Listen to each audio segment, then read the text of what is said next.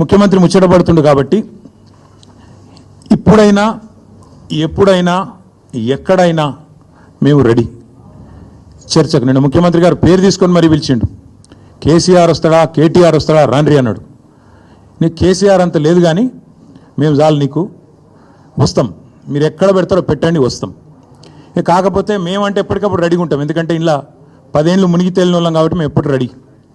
కాకపోతే మీకు కొద్దిగా ప్రిపరేషన్ టైం కావాలి, మాకు తెలుసు.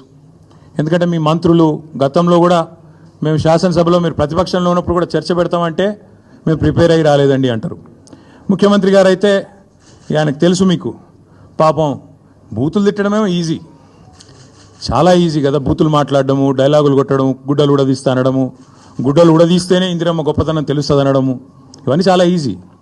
కానీ ముఖ్యమంత్రి గారికి నేను ఎందుకు 72 గంటలు టైం అంటున్నా అంటే, మళ్ళీ మీరు అక్కడికి చర్చకు వచ్చి బేసిన్లు బెండకాయలు అని చెప్పి ఆయనతో ఉన్న పరువు తీసుకుంటే తెలంగాణ ముఖ్యమంత్రి పరువు పోతుంది. ఇప్పటికే మీరు ఎంత సిగ్గుమాలిన వ్యక్తో ఇప్పటికే అందరికి అర్థమైపోయింది.